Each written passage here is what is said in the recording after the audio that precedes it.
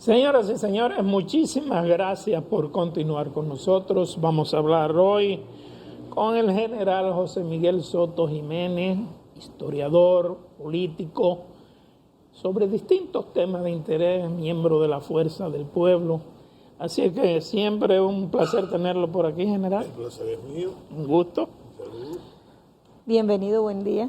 Bueno, yo creo que esa presentación que tú me has hecho, la satisfacción es mía de estar aquí.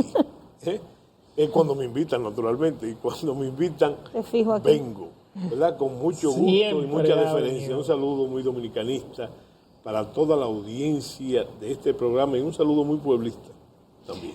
General, Sí. hay un tema que ha estado en el tapete, digo, y de hecho nosotros particularmente lo hemos mantenido.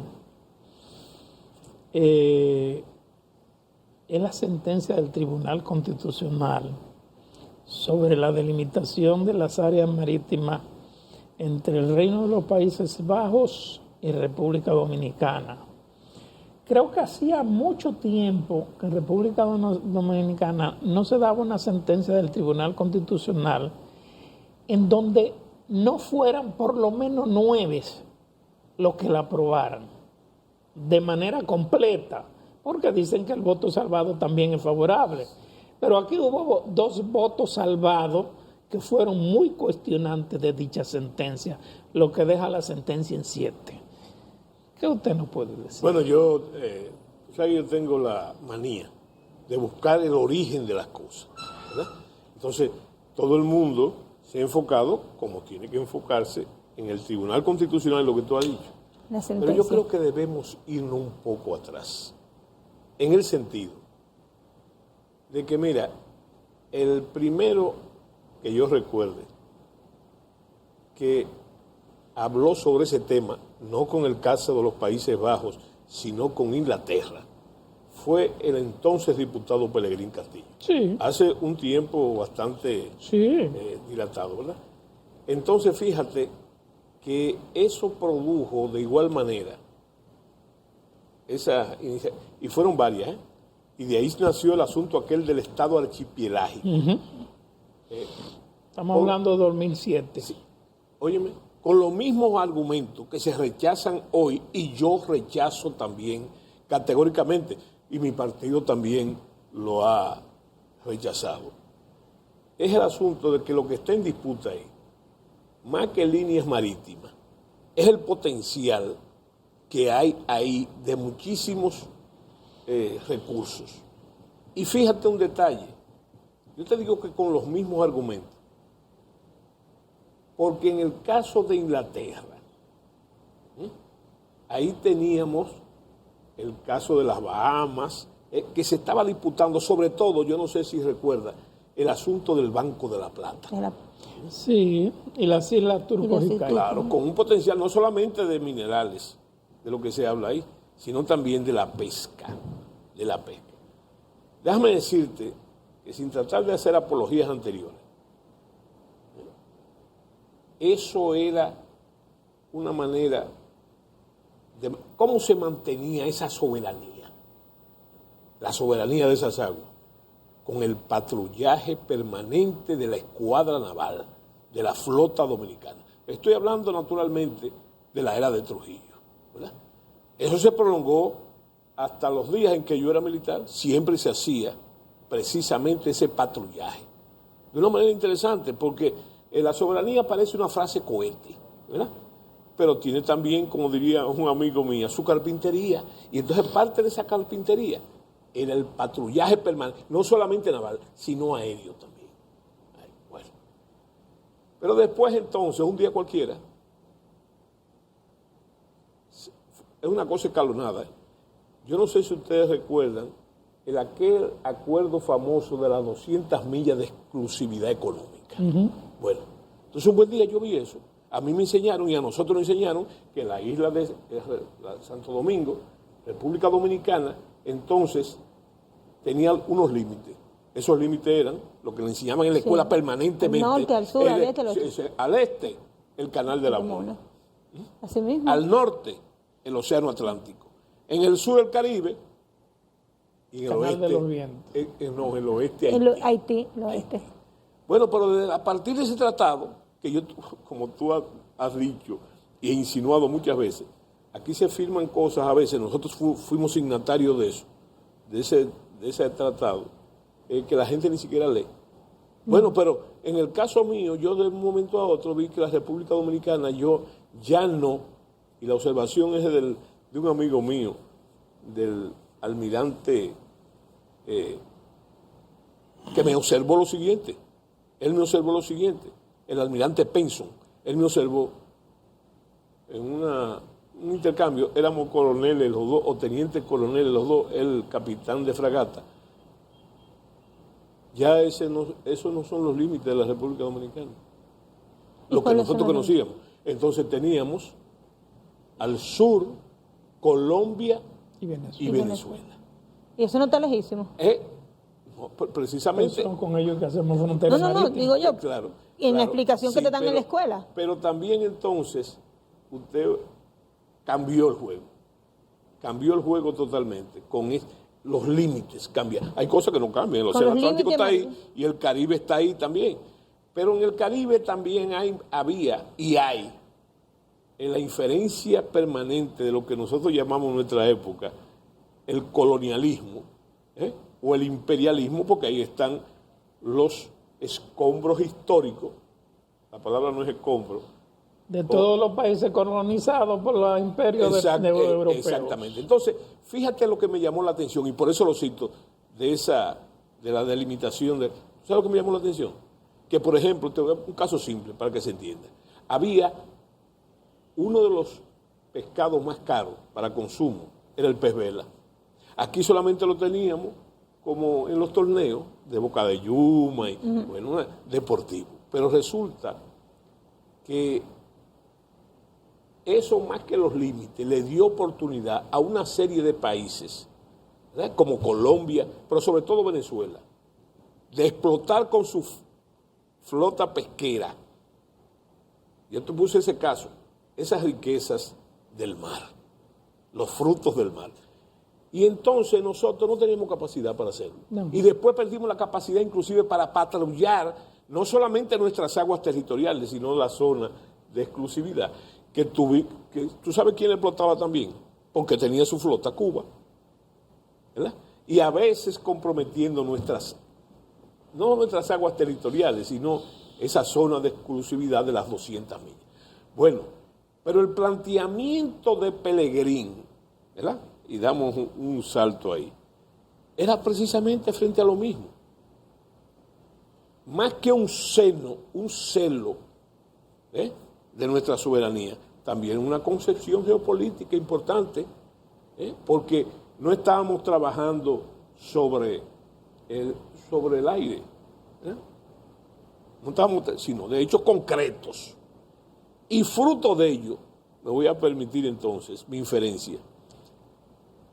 Cuando yo fui ministro de las Fuerzas Armadas, atendiendo una denuncia de esos organismos preservadores del medio ambiente, resulta que nos dimos cuenta, y después la inteligencia le dio seguimiento por lo alarmante que era, que al norte,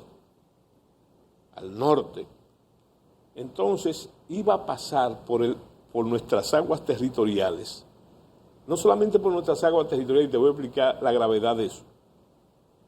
Unos barcos cargados de plutonio, de elementos radioactivos. Entonces, una cosa lógica, uno de los papeles de las Fuerzas Armadas no solamente es lo que se dice, sino proteger nuestros recursos. ¿Y qué ponía en peligro eso? Ponía en peligro un recurso de lo que todavía vivimos, entre comillas, que es el turismo. Claro. Entonces, imagínate que ese barco que iba a pasar por ahí, ¿sabes lo que hicimos? Naturalmente con la autorización del presidente de la República, que era el presidente Hipólito Mejía, mover la flota nuestra, la flota naval, para que ese barco no pasara. Y tú sabes lo que pasó, que no pasó, tuvieron que devolverse. Te pongo ese ejemplo para que tú veas lo que está pasando con el asunto este. No se trata de metros ni de kilómetros, ¿verdad?, aunque fundamentalmente se trata de eso. es dar aquiescencia a que esa zona de nuestra soberanía, esas aguas de nuestra soberanía, entonces entren en el complejo mundo de las negociaciones. ¿Cree usted que el Congreso lo aceptará o lo rechazará? Bueno, como a ti te gustan los antecedentes, eso pasó ya. ¿Cómo así? Que creo que fue en el primer gobierno, no estoy claro, del presidente Leonel Fernández, se metió el tratado con Inglaterra, ¿verdad? Sí, yo me acuerdo. ¿Sabes lo que pasó? Que tuvo que retirarlo y lo retiró. No sé. Bueno, lo que pasa es que tenemos un Congreso donde todo lo que llega del Poder Ejecutivo se aprueba. Sí, bueno, en ese caso, sintetizando eso, yo te digo que yo rechazo totalmente cualquier tipo de acondicionamiento, vamos a llamarlo así, de nuestra soberanía. Porque nuestra soberanía es sagrada, pero no sagrada desde el punto de vista retórico. Yo te voy a poner un ejemplo, a ti te encantan los ejemplos. El caso de Stalin y Mao Zedong, cuando tenían amores, ¿verdad? Al principio, resulta que Mao, en una visita del primer ministro ruso, le pidió reivindicaciones territoriales. Se la pidieron a Stalin, ¿verdad? Y entonces, sencillamente, a Mao, Stalin le dijo que el terreno de la Unión Soviética era sagrado. Él se refería a que le hicieron una reivindicación, ¿no?, de los territorios que estaban asiáticos, ¿verdad?, que estaban al oeste. Al oeste, sí. Y entonces Stalin le dijo que ese territorio era sagrado y que no habría reivindicación. Se argumentó el caso histórico de que esos territorios fueron usurpados por Pedro el Grande, pero resulta que ahí comenzaron a deteriorarse y se produjo todo el fenómeno que el de la diferencia sino-soviética. Sino-soviética hasta que Nixon se aprovechó de esa situación. Pero en este caso, yo lo que veo, aparte de que el proceso, yo creo que este gobierno tiene ese problema, ¿verdad? Si usted está jugando el juego internacional, ¿verdad?, que no es opcional, hay que jugarlo. Usted tiene que conocer sus reglas y seguir sus pasos, ¿verdad? Entonces, yo te pregunto a ti, ¿tú crees que ese caso de las aguas territoriales no debió ser ventilado y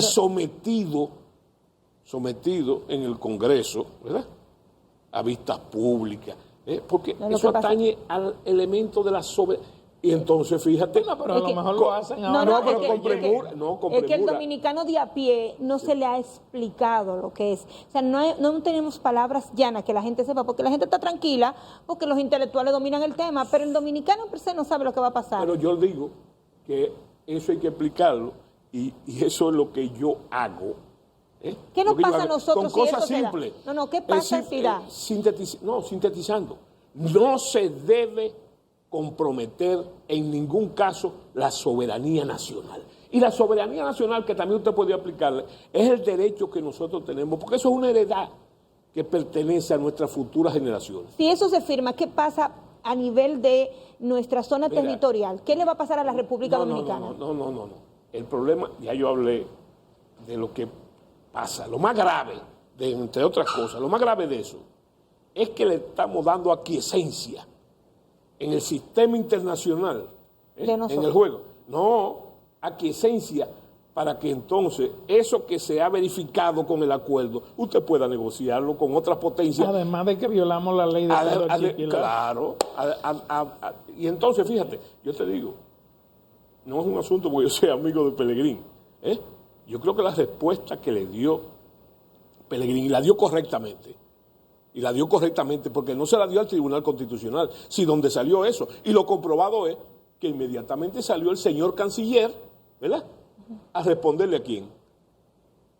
No a Pellegrín, sino a Leonel Fernández. ¿Por qué hay que decir eso? Hay que decir una cosa importante.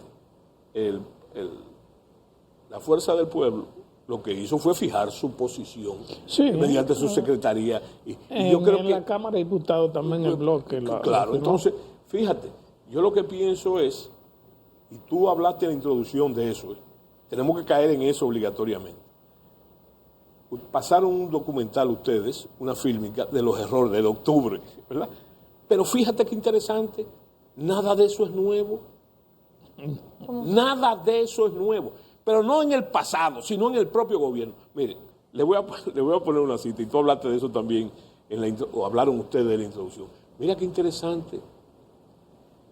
Cuando el gobierno comenzó, estoy hablando del gobierno pasado, este gobierno que se religió, señores, comenzó inmediatamente a hablarse como ahora.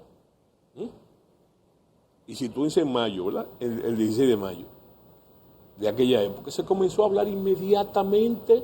En julio. Mi querido, no, Ellos de la comenzaron en julio. necesidad, exacto, de la necesidad imperiosa de la reforma fiscal, con los mismos argumentos que se hicieron ahora, ¿verdad? Con el acondicionamiento, señores, de la pandemia, yo no sé si ustedes recuerdan eso. Pero fíjate qué interesante. ¿Qué pasó? Inmediatamente. El mismo escarceo justificado de la población que pasó ahora. Así Y mismo. ustedes saben, señores, ¿verdad?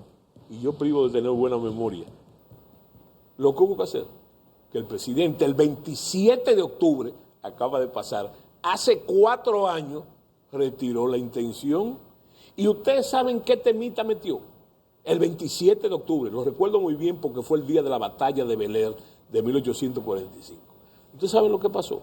Inmediatamente. La figura del presidente, que rompió como ahora también el famoso luna de miel de los 90 días, en esa ocasión, como ahora. Entonces resulta que metió el tema haitiano por primera vez, como una articulación política. ¿Y usted sabe lo que pasó? Que no solamente apaciguó las aguas, sino que ganó 2 o 3 puntos de simpatía por eso, en esa ocasión. ¿Verdad? Te digo que no es nuevo. Esa fue la que mandaron que no fue pública, que se descubrió en el Congreso. No fue pública, pero él habló y acondicionó para eso. Y se armó un escándalo a nivel nacional. No solamente de los partidos de la oposición, sino de toda la población y de todos los sectores. Pero eso no se queda ahí. Que a veces es una pregunta que yo le hago a ustedes, y escúsenme que le haga la pregunta. Lo mismo pasó con la ley de trata. Sí. La ley de trata se introdujo con premura, con premeditación y alevosía, porque fue un palo acechado. Yo no sé si ustedes recuerdan que se utilizó el mes de diciembre, noviembre, diciembre, ahí en las expectativas, que todo el mundo sabe que el dominicano, eso ha ido cambiando, el dominicano no hace nada, todo lo suspende por la fiesta, pero ¿qué pasó? Que lo mandaron con la misma premura que se están haciendo las cosas del Congreso, ¿verdad? ¿Qué sucedió? Que hubo que retirarla. ¿Ustedes recuerdan? Sí. Ahora. General, Sí. hay una cosa que no podemos dejar de tratar con usted. Hoy son las elecciones en Estados Unidos. Sí. Usted conoce muy bien lo que es la geopolítica internacional. Sí. ¿Cómo usted ve el panorama? Y te agrego, no solamente la geopolítica, que viví. Usted estaba en Washington. Yo estuve en Washington Antes de 3 ser- años y pico, Sí. ¿verdad? Y entonces, antes había estudiado 1 año en los Estados Unidos haciendo el curso de Estado Mayor en Fort Benning, Georgia, ¿verdad? Entonces, más o menos, Usted estaba ahí. yo no fui allá ni a comer chao ni a comer hamburger, sino a estudiar el fenómeno. Allá no dan chao, imagínate. ¿Cómo usted ve el No, hay panorama? chao, yo lo veo de una manera, yo creo que tú lo dijiste todo. Tú lo dijiste todo. El menos malo. ¿Cuáles son los...? Y tú dijiste que había casi una paridad.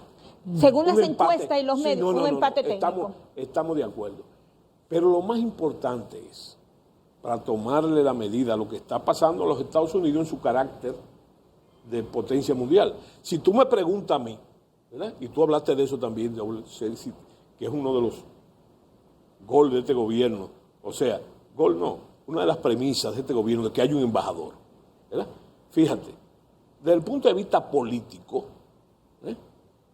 a mí no me importa quién gane en los Estados Unidos. pero tiene que importarme, ¿verdad? Estoy hablando de lo personal, tiene Claro. que importarme. ¿Por qué? Porque es una potencia mundial. No en bipolaridad ni en unipolaridad, porque ya el club aumentó. Pero tú dijiste cosas muy importantes. El asunto de que se está, una cosa que se hablaba mucho aquí en otros tiempos, de votar por el menos Menos mal. mal. Ya Cicerón, el gran legislador romano, hace 2000 años, dijo que votar por el menos malo conducía, o elegir el menos malo, conducía a elegir lo peor. ¿Verdad? Porque las elecciones no redimen lo menos malo o lo malo. Bueno, a veces en el Caribe parece que sí. Sí, en el Caribe Sí. afecta. Sí, en el Caribe afecta. Entonces, fíjense, eso nos lleva a otra cosa. ¿Cuál es la situación real de los Estados Unidos? La situación real. Porque habríamos que meternos ahí donde no nos vamos a meter, en el caso aquel de que los norteamericanos, tú lo dijiste también, están cansados de los demócratas. ¿Pero cansados de qué? Del color de los demócratas, del símbolo. No. Están cansados de los desaciertos históricos de los y permanentes de los demócratas. Que, por cierto, eso es otro elemento que se está jugando ahora. El fantasma, como en la Guerra Fría, de la guerra nuclear o de la Tercera Guerra Mundial. ¿Por qué se está jugando eso? Por un sesgo histórico, y es que los demócratas históricamente son los que han ocasionado los grandes conflictos mundiales, ¿verdad? Las grandes conflagraciones. Entonces, se está jugando a eso también. En esta situación geopolítica actual o geoestratégica, ¿qué le convendría? No a los Estados Unidos, sino al mundo. Al mundo. ¿Qué le convendría? Precipitarnos a una tercera guerra mundial, a un conflicto mayor o a un conflicto de alta intensidad, o simplemente hacer lo que tú dijiste que hizo en su momento el presidente Trump. Que todo el mundo, ya no se puede articular la figura de Trump como un peligro para la guerra, sino todo lo contrario. Todo lo contrario. No porque él le echara agua al vino, sino que él se juntó sin acuerdos formales con todas las potencias del nuevo club, ¿verdad? Y aún con los más radicales, ¿verdad? Entonces, no hay posibilidad del fantasma de la guerra en ese sentido con respecto a esto. Y también eso se está jugando. Sí. También se está jugando. Yo te digo que quizás un tanto desaprensivo, trayéndolo de la Guerra Fría, Sí. cuando se hablaba eso mismo, de que no, porque no es la primera vez que no hay embajador. El no haber embajador, como quiera que usted lo busque, es una manera de presión de los Estados Unidos y de injerencia a los Estados Unidos, con no contra la República Dominicana. No, pero Todo bien. también es una falta de reciprocidad. No, a eso iba. Tú eres peligroso, porque tú le adivinas una la falta mente. de No, reciprocidad. además, que este gobierno no ha sabido usar. No. ¿Por qué? Porque si usted, en vez de estar clamando por un embajador, si no hay embajador, Retiro. entonces haga lo mismo usted. Sí. Haga lo mismo Tú tienes un usted. encargado de negocio, yo tengo un encargado de Un negocio. encargador. Esa es la ley primordial de la diplomacia. Diplomacia, lógico. Del menos malo Lógico. entre Kamala y Trump, ¿qué le conviene al pueblo dominicano que tiene una provincia allá, quizás la más grande que tenemos fuera de nuestro Mira, territorio? eso es lo que te decía ahorita. El asunto es de la conveniencia. Si tú ves la prefiguración, no en sentido general, la prefiguración, y volvemos a los antecedentes, si tú vas a la prefiguración de los caracteres de los dos candidatos, bueno, en este caso, fíjese, vuelvo y te repito. ¿Usted no quiere decir el nombre? No, hombre, no. El problema, yo te estoy hablando de los caracteres, ¿verdad? Si nos llevamos de los antecedentes, entonces la política para los Estados Unidos nacionalista del presidente Trump sería conveniente, no a la República Dominicana, sino a lo que estamos viviendo hoy. Al mundo. Y del otro lado, y es más que una deducción, la señora Kamala, ¿verdad? Tiene un historial con el caucus llamado caucus negro, es un gran amigo y qué Sí, bueno que sea así pero para ellos. Tampoco podemos pensar en función de inmigrantes, porque no hubo ningún presidente que mandara más inmigrantes a su país que Barack Obama. Claro. Claro. Ese fue el que más mandó. Sí, es lo que te digo. Y es amado. Es lo que te digo, pero Y fíjate. es amado. Sí, y fíjate un detalle. No se me puede olvidar, y eso nos lleva a otra cosa del establecimiento norteamericano, el llamado establishment, cómo está configurado ahora. Eso es. ¿Verdad? Yo te digo, si el establecimiento fuera, usted no puede analizar lo que no pasó, pero si, por esos antecedentes, si el establecimiento fuera como en años atrás, el presidente Biden no hubiese llegado a cumplir su mandato, ¿verdad? No hubiese llegado a cumplir su mandato, quizás inhabilitado por una serie de condiciones fisiológicas y hasta patológicas. No hubiese llegado. Sin embargo, eso hace De un hecho, cambio. yo creo que eso influyó bastante en que él declinara la candidatura. Declinar, porque yo te digo que en otras ocasiones, por ejemplo, cuando el escándalo Watergate eso hizo que renunciara el presidente Nixon. Entonces, eso hay que tomarlo también muy en cuenta. Y yo digo, con el caso de la señora Kamala, tiene su carácter muy definido en cuanto al carácter liberal, sí. Y entonces también hay otras implicaciones. Pero tú dijiste algo que me hace que yo te haga otra aclaración. Por ejemplo, porque a nosotros no nos olvidan cosas. Cuando el presidente Abinader comenzó, antes de entrar al gobierno, había una alianza importante, y se usó inclusive en su campaña, en su primera campaña, con el sector trumpista. Sí, ¿verdad? sí. Inclusive Giuliani, Rudy Giuliani, fue traído por el presidente, a la gente se le olvidó eso. Que ya ha sido condenado 2 veces. Exactamente, lo trajo al país. Pero ¿qué pasó? Parecía que el señor Abinader tenía una alianza importante con ese sector, o por lo menos estaba de ellos, pero pasó un detalle. ¿Sabes lo que fue? Porque lo inesperado siempre ocurre, que el señor Trump perdió las elecciones. Sí. Y entonces él ha gastado gran tiempo, inclusive ha puesto en eso en peligro, digo yo, la soberanía nacional, en reivindicarse con los demócratas. Es que lo sientan al lado del presidente. No, pero no es que lo sientan al lado. Mira, el presidente de Estados Unidos no sabe que él está ahí. Mira, yo te dije que yo viví en Washington, ¿verdad? Claro. Todas esas cosas se cabildean. Todo. Y se manejan. Tenemos lobista para eso. Entonces, y caro. Pues debiéramos tener lobista. Lobista caro. Pues deberíamos tener lobista para el tema haitiano cada vez que vamos a la ONU. Y es que eso no es el interés. Ese no es el interés. Y yo lo repito. Ni de esa potencia en este momento, ni es el interés también de la oligarquía haitiana, ni es el interés del gobierno dominicano, que existe una gran contradicción. Pero ahí estaba un ministro diciendo... No, un ministro no, es que vuelvo y te digo, el mes de octubre, que podíamos llamar el mes rojo del conflicto, eso se quedó corto. La cantidad de problemas que se han originado, ¿verdad? La cantidad de problemas. Entonces, en ese aspecto tú vienes y hay que sacar otras cosas también. Hay que sacar otras cosas de esos problemas, y esa es la contradicción con los ministros, cosa que para mí es muy difícil aceptar, porque aún haciendo el crossover del guardia hacia la política, porque nosotros tenemos una cosa que se llama don de mando.